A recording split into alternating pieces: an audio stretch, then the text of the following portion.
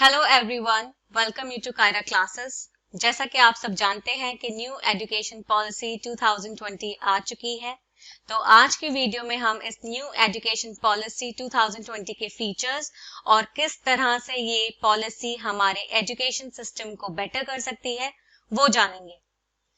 So video start करने से पहले अगर आप चैनल पे नए हैं तो प्लीज सब्सक्राइब करें कायरा क्लासेस को। Thank you.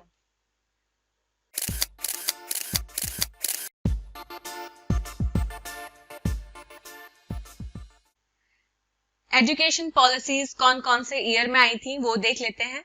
तो फर्स्ट एजुकेशन पॉलिसी आई थी 1968 में, सेकंड आई थी 1986 जो कि मॉडिफाइड वर्जन थी, फिर इसके साथ 1992 में ही इसका दोबारा मॉडिफिकेशन हुआ, फिर जो थर्ड एजुकेशन पॉलिसी आई है वो है 2020 में। अब मेन फीचर्स देख लेते हैं एनईपी के। तो first new education policy 2020 is the third education policy. जैसे आप देख सकते हो number wise third education policy है new education policy 2020। HRD to be renamed as ministry of education. HRD का नाम चेंज करके कर दिया गया है ministry of education.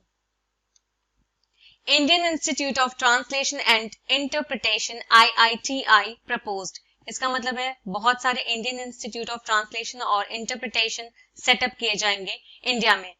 Coding to be taught from class 6 onwards. Class 6 से ही कोडिंग बच्चों को सिखाई जाएगी। इंडियन साइन लैंग्वेज स्टैंडर्डाइज हो जाएगा अक्रॉस द कंट्री।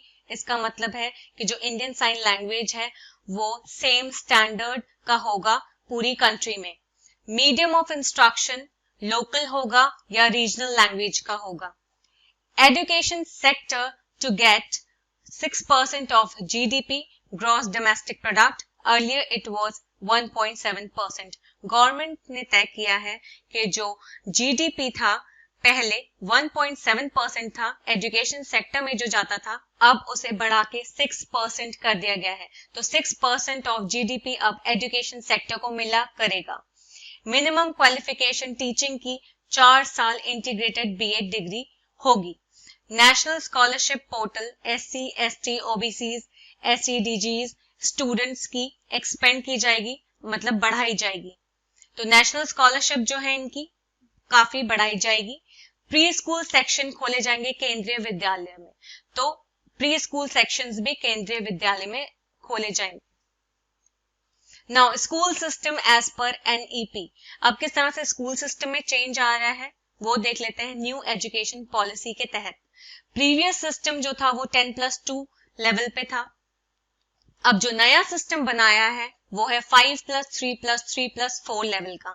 तो फर्स्ट है हमारा इसमें जो न्यू सिस्टम है या न्यू एजुकेशन सिस्टम, उसका फर्स्ट है फाउंडेशन स्टेज जो 5 साल का होगा, जिसमें 3 साल प्री प्राइमरी स्कूल के होंगे और 2 साल में क्लास 1 और क्लास 2 की पढ़ाई की जाएगी। सेकेंड है प्रिपरेटरी या प्रिपरेशन स्टेज जो कि 3 साल का होगा, जिसमें क्लास 3 to 5 पढ़ाई जाएगी।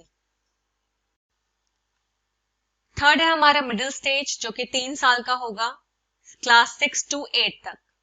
फोर्थ है सेकेंडरी स्टेज जो 4 साल का होगा, 9th से 12th क्लास तक। According to Right to Education, children age group of 6 to 14 year have mandatory school education. Right to Education Act के तहत चिल्ड्रन एज ग्रुप जो कि 6 साल से 14 साल के बच्चे हैं उन्हें मैंडेटरी स्कूल एजुकेशन, मतलब स्कूल एजुकेशन लेनी ही लेनी है 6 से 14 साल के बच्चों को। अब न्यू एजुकेशन पॉलिसी के मुताबिक इस मैंडेटरी एजुकेशन को एक्सपेंड कर दिया गया है 3 साल से 18 साल के बच्चों के लिए। इसका मतलब अब 3 साल से 18 साल के बच्चों को मैंडेटरी स्कूल एजुकेशन लेनी ही लेनी है। फॉरेन कॉलेज जो है वो परमिट कर दिए गए हैं कि वो अपने कैंपस इंडिया में खोल सकते हैं। Now board examination. Board exam class 10th और 12th कंटिन्यू रहेंगे, चलते रहेंगे, लेकिन उनका जो मतलब जो लेवल होगा वो कम होगा। Students will give a second chance at board exam to improve their score. अगर स्टूडेंट्स के कम नंबर आए हैं बोर्ड एग्जाम में तो उन्हें सेकंड चांस भी दिया जाएगा जिससे वो अच्छा स्कोर पा सके। Students will be able to choose many of the subjects and the level in which they take board exam. Students जो है वो जितने सब्जेक्ट जितने चाहे वो सब्जेक्ट चूज कर सकते हैं, काफी सब्जेक्ट चूज कर सकते हैं, और वो किस लेवल का, नॉर्मल लेवल लेना चाहते हैं, इजी लेवल या फिर डिफिकल्ट लेवल लेना चाहते हैं जिसमें वो बोर्ड एग्जाम दे सकते हैं, ये भी चूज कर सकते हैं। तो अगर मैं बात करूं अगर इजी लेवल मैथमेटिक्स की तो वो उसको भी ले सकते हैं, अगर एडवांस मैथमेटिक्स है तो वो उसको भी ले सकते हैं। तो इसमें ऑप्शन होगा no hard subject selection.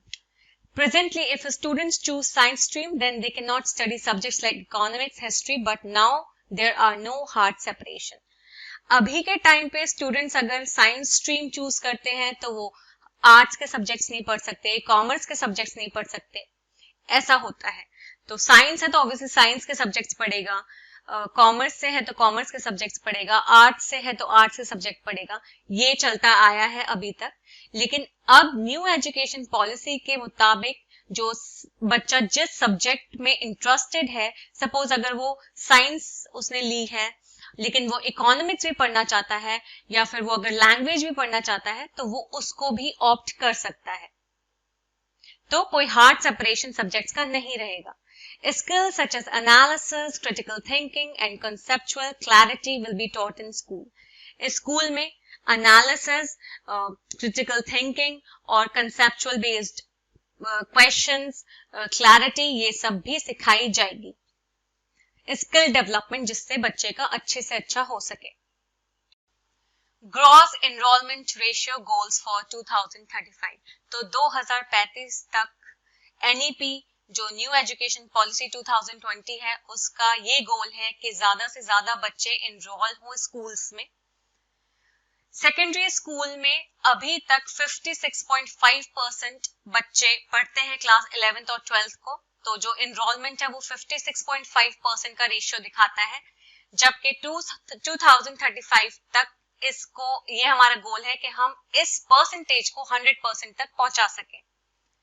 Higher education की बात करें तो करंट 26.3% जो कि बहुत कम है, अभी इतने बच्चे ही हायर एजुकेशन ले पाते हैं, 26.3% बच्चे ही हायर एजुकेशन ले पाते हैं।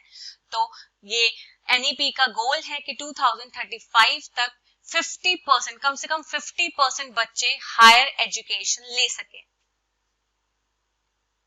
Now CEE college admission entrance exam, ये 2 बार हुआ करेंगे हर साल, एक साल में 2 बार हुआ करेंगे ये कॉलेज एडमिशन एंट्रेंस एग्जाम। तो एक कॉमन एग्जाम हुआ करेगा कॉलेज एडमिशन के लिए, include a common aptitude test as well as a specialized common subjects exam in science, arts, language, etc. इसमें एक कॉमन एप्टीट्यूड टेस्ट हुआ करेगा कॉलेज एडमिशन एंट्रेंस एग्जाम में, और जो स्पेशलाइज्ड सब्जेक्ट है कॉमन, जैसे कि साइंस हो गया, आर्ट्स हो गया, लैंग्वेज हो गई, तो वो भी इसमें दिया जाएगा।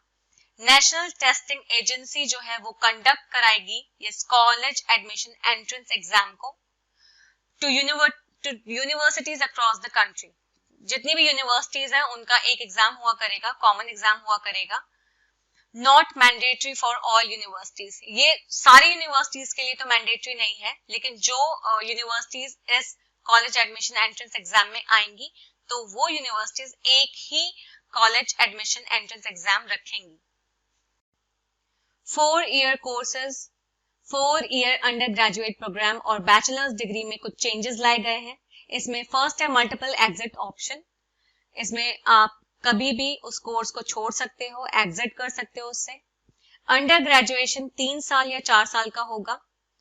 अगर 4 साल का कोर्स है और 1 साल ही बच्चे ने उसे किया है तो उसे सर्टिफिकेट मिलेगा, और अगर वो 1 साल उस कोर्स को छोड़ के नया कोर्स लेता है तो वो जो 1 साल का कोर्स उसने किया है उसके कुछ पॉइंट्स मिलेंगे जो कि नए कोर्स में एडअप या यूज होंगे। अगर वो 2 साल कवर करता है उस 4 साल के कोर्स का तो वो एडवांस डिप्लोमा कहा जाएगा, अगर 3 साल तो बैचलर्स डिग्री, और अगर वो 4 साल कोर्स करता है तो उसे बैचलर्स डिग्री रिसर्च के साथ दी जाएगी। ये कुछ मेन चेंजेस थे जो एनईपी 2020 में इंट्रोड्यूस किए गए हैं। अगर आपको डिटेल पॉलिसी जाननी है तो आप मिनिस्ट्री ऑफ एजुकेशन वेबसाइट पे देख सकते हैं। Thank you for watching and please subscribe my channel for more videos. Thank you.